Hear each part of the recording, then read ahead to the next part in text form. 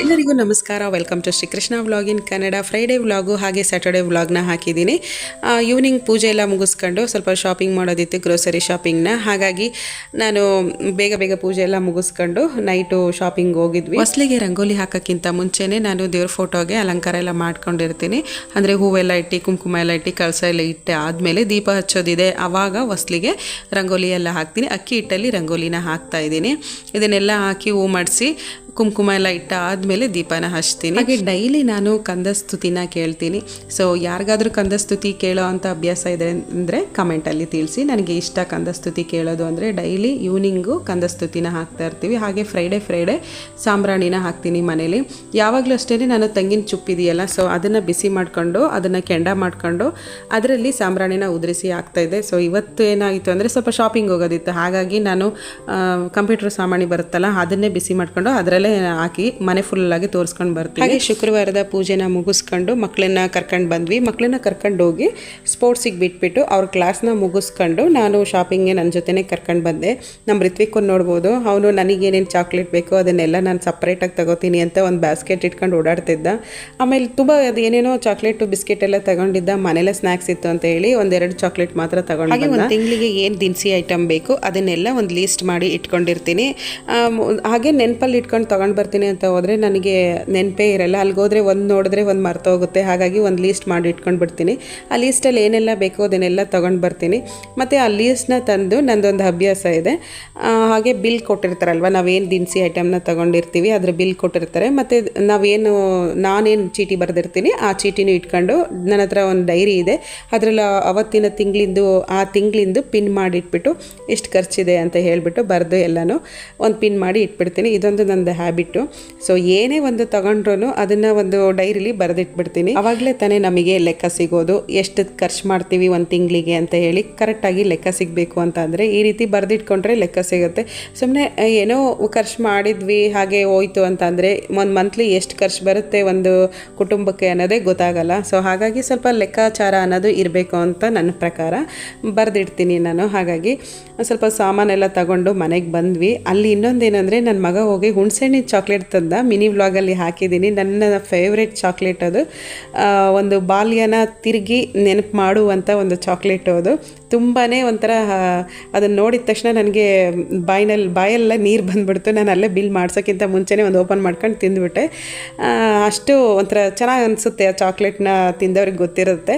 So ಯಾವ ರೀತಿ ಇರುತ್ತೆ ಏನು ಟೇಸ್ಟು ಅಂತ ಏನೇ ಆಗಲಿ ಒಂಥರ ಅದು ಮನೇಲೇ ನಾವು ಊರಲ್ಲೇ ಹುಣಸೆಹಣ್ಣು ಒಬ್ಬರು ತಂದರೆ ಒಬ್ಬರು ಮನೇಲಿ ಉಪ್ಪು ಮತ್ತು ಖಾರ ಪುಡಿ ಈ ರೀತಿ ಎಲ್ಲ ಒಬ್ಬರು ತರೋರು. ಎಲ್ಲ ಮಕ್ಕಳು ಸೇರಿಕೊಂಡು ಕಲ್ ಮೇಲೆ ಜಚ್ಕೊಂಡು ಕಡ್ಡಿಗೆ ಉಂಡೆ ಮಾಡಿಕೊಂಡು ಇಲ್ಲಾಂದರೆ ಸ್ಪೂನಿಗೆ ಅಂಡಿಸ್ಕೊಂಡು ತಿಂತಾಯಿದ್ವಿ. ಅದನ್ನು ತುಂಬ ಟೇಸ್ಟಾಗಿರೋದು ಒಂಥರ. ಇವಾಗಿನ ಕಾಲದ ಮಕ್ಕಳಿಗೆ ಆ ಥರದ್ದೆಲ್ಲ ಗೊತ್ತೇ ಇರಲ್ಲ. ಏನಂದರೆ ಏನು ಸ್ನ್ಯಾಕ್ಸ್ ಇದ್ರೂ ಪಿಜ್ಜಾ ಬರ್ಗರು ಇದೇ ಒಂದು ಸ್ನ್ಯಾಕ್ಸ್ ಅಂತ ತಿಳ್ಕೊಂಬಿಟ್ಟಿದ್ದಾರೆ. ನಾನೇನಾದರೂ ಮನೇಲಿ ಮಾಡಿಕೊಟ್ರು ಅನ್ಸಿಕಾಗಲಿ ರಿತ್ವಿಕಾಗಲಿ ಇಷ್ಟಪಡಲ್ಲ. ಅಮ್ಮ ಇದು ಹುಳಿ ಇದೆ ತುಂಬ ಅಂತ ಇರ್ತಾರೆ. ಆದರೆ ನನ್ನ ತಂಗಿ ಮಗಳು ತುಂಬ ಇಷ್ಟಪಟ್ಟು ತಿಂತಾಳೆ. ದೊಡ್ಡಮ್ಮ ತುಂಬ ಚೆನ್ನಾಗಿದೆ ಅಂತ ಹೇಳಿ ನನಗೂ ಒಂಥರ ಖುಷಿ ಅಂತ ಅನಿಸ್ತಾರೆ. ನಾವು ಗ್ರೋಸರಿ ಐಟಮ್ ಎಲ್ಲ ತೊಗೊಂಡು ಮನೆಗೆ ಬಂದ್ವಿ. ಮನೆಗೆ ಬಂದು ಮಕ್ಕಳು ಏನು ಊಟ ಮಾಡಿಕೊಡ್ತೀರಾ ಅಂದರೂ ನೂಡಲ್ಸ್ ಮಾಡೋಣ ಅಂತ ಹೇಳಿ ಮಾಡ್ತಾಯಿದ್ದೀನಿ. ನನಗಂತೂ ಬರೀ ಸುಮ್ಮನೆ ಹಾಗೆ ಬೇಯಿಸ್ಕೊಂಡು ತಿಂದರೆ ಚೆನ್ನಾಗಿರಲ್ಲ. ಅದಕ್ಕೆ ತರಕಾರಿ ಎಲ್ಲನೂ ಹಾಕಬೇಕು. ತರಕಾರಿ ಅಂದರೆ ಕ್ಯಾರೆಟು, ಬೀನ್ಸು ಮತ್ತು ಬಟಾಣಿ, ಚೆನ್ನಾಗಿ ಈರುಳ್ಳಿ, ಟೊಮೊಟೊ ಇದನ್ನೆಲ್ಲ ಹಾಕಿ ಮಾಡಿದರೆ ಮಸಾಲ ಚೆನ್ನಾಗಿರುತ್ತೆ. ಸೊ ಈ ರೀತಿ ಮಾಡಿಕೊಡ್ತೀನಿ ಅಂತ ಅಂದೆ. ಇಷ್ಟಪಡ್ತೀನಿ. ಮ್ಯಾಗಿ ತೊಗೊಳೋದ್ರಕ್ಕಿಂತ ಈ ರೀತಿ ನೂಡಲ್ಸ್ ತೊಗೊಂಡ್ರೆ ಇದನ್ನೆಲ್ಲ ಹಾಕಿ ಮಾಡಬೇಕಾದ್ರೆ ತುಂಬ ಟೇಸ್ಟಾಗಿ ಚೆನ್ನಾಗಿ ಬರುತ್ತೆ. ಹಾಗೆ ನಾನು ತರಕಾರಿ ಎಲ್ಲ ಕುಕ್ಕರಲ್ಲಿ ಒಂದು ವಿಷಲ್ ಹಾಕಿಸ್ಕೊಳ್ತೀನಿ. ಒಂದೇ ವಿಷಲು, ಜಾಸ್ತಿ ಬೇಯಿಸೋಕೆ ಹೋಗಲ್ಲ. ಮತ್ತು ಇದನ್ನೆಲ್ಲ ನೂಡಲ್ಸ್ನ ಬಿಸಿನೀರಲ್ಲಿ ಬೇಯಿಸ್ಕೊಂಡು ಇಟ್ಕೊಂಡಿರ್ತೀನಿ. ಸೊ ಒಗ್ಗರಣೆ ಎಲ್ಲ ಹಾಕಿದ ಮೇಲೆ ಒಗ್ಗರಣೆಗೆ ಸ್ವಲ್ಪ ಸೋಯಾ ಸಾಸು, ಹಾಗೆ ಟೊಮೊಟೊ ಸಾಸು ಮತ್ತು ಚಿಲ್ಲಿ ಸಾಸು ಇದನ್ನೆಲ್ಲ ಹಾಕಿ ಚೆನ್ನಾಗಿ ಮಿಕ್ಸ್ ಮಾಡಿಕೊಂಡ್ರೆ, ಮತ್ತು ಶುಂಠಿ ಬೆಳ್ಳುಳ್ಳಿ ಪೇಸ್ಟ್, ಸೊ ಇದನ್ನೆಲ್ಲ ಹಾಕಿ ಮಿಕ್ಸ್ ಮಾಡಿಕೊಂಡ್ರೆ ತುಂಬಾ ಟೇಸ್ಟಾಗಿರುತ್ತೆ. ಸಿಂಪಲ್ ರೆಸಿಪಿ, ಸಿಂಪಲ್ಲಾಗಿ ತಕ್ಷಣಕ್ಕೆ ಮಾಡಿಕೊಡ್ಬೋದು. ಹಾಗೆ ನಾವು ಕೂಡ ಊಟ ಎಲ್ಲ ಮುಗಿಸ್ಕೊಂಡು ಬೇಗನೆ ಮಲಗಿ ಬೆಳಗ್ಗೆ ಬೇಗ ಎದ್ದೇಳೋಣ ಅಂತ ಬೇಗನೆ ಮಲ್ಕೊಂಡ್ವಿ.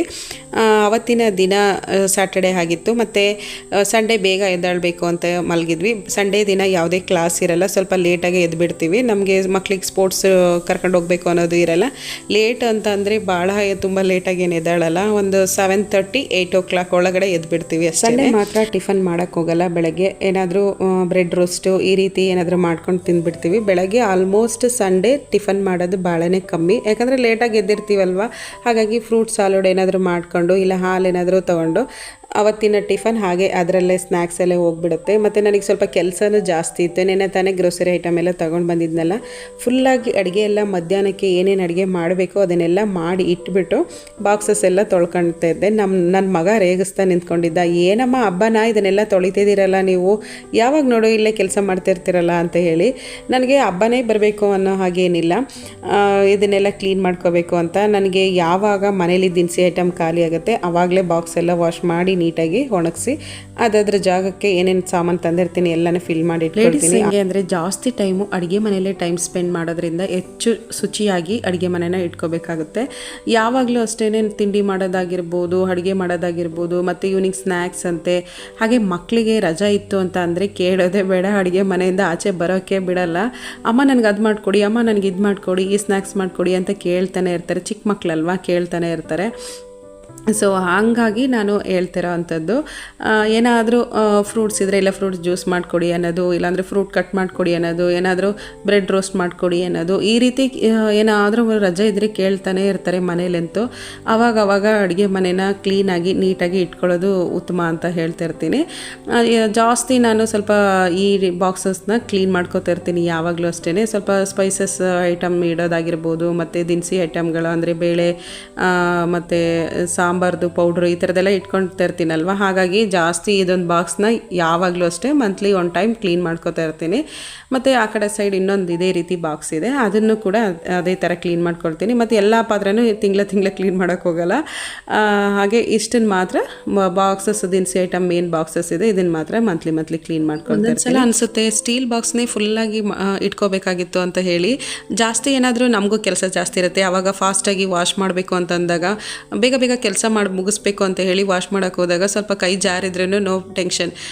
ಸ್ಟೀಲ್ ಬಾಕ್ಸ್ ತಾನೇ, ಸೌಂಡ್ ಬರುತ್ತೆ ಅಷ್ಟೇ, ಹೊಡೆದು ಹೋಗಲ್ಲ. ಆದರೆ ಗ್ಲಾಸ್ ಬಾಕ್ಸ್ ಮಾತ್ರ ಕೇರ್ಫುಲ್ಲಾಗಿ ವಾಶ್ ಮಾಡಬೇಕು, ನಿಧಾನವಾಗಿ ತೊಗೋಬೇಕು, ನಿಧಾನವಾಗಿ ಇಡಬೇಕು. ಒಂದು ಗ್ಲಾಸ್ ಜಗ್ಗಿತ್ತು, ತುಂಬ ವರ್ಷಗಳಿಂದ ಇಟ್ಕೊಂಡಿದ್ದೆ, ತುಂಬ ನಿಧಾನವಾಗಿ ಹ್ಯಾಂಡ್ಲು ಮಾಡ್ಕೊಂಡು ಇಟ್ಕೊಂಡಿದ್ದೆ. ಅದೇನಾಯಿತು ಅಂದರೆ ಕುಕ್ಕರ್ನ ಒಂದು ಸೈಡಿಂದ ಅಂದರೆ ಅನ್ನ ಆದಮೇಲೆ ಪಕ್ಕದಲ್ಲಿ ಇಡೋಣ ಅಂತ ಹೋಗ್ಬೇಕಾದ್ರೆ ಕುಕ್ಕರ್ನ ಇಡಿ ಟಚ್ ಆಗಿ ಕೆಳಗಡೆ ಬಿದ್ದು ಎಷ್ಟು ಚೂರಾಯಿತು ಅಂತಂದರೆ ಗೊತ್ತಿಲ್ಲ. ಏನಾದರೂ ಶಾಪಿಂಗ್ ಹೋದಾಗ ನನ್ನ ಕಣ್ಗಳು ಹುಡ್ಕೋದೆ ಅಡುಗೆ ಮನೆ ವಸ್ತುಗಳ ಮೇಲೆ.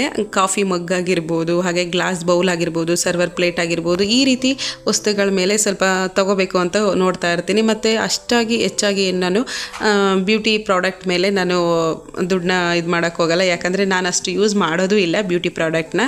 ಹಾಗಾಗಿ ಆ ಸೈಡ್ ಹೋಗೋದೇ ಇಲ್ಲ. ಏನಾದರೂ ಈ ರೀತಿ ಹೊಸ್ದಾಗಿ ಪಾತ್ರೆಗಳು ಮತ್ತು ಏನಾದರೂ ಮ್ಯಾಟ್ ಈ ರೀತಿ ಇದ್ದರೆ ಜಾಸ್ತಿ ಹೆಚ್ಚಾಗಿ ಸ್ಪೆಂಡ್ ಮಾಡಿ ತಗೋತೀನಿ.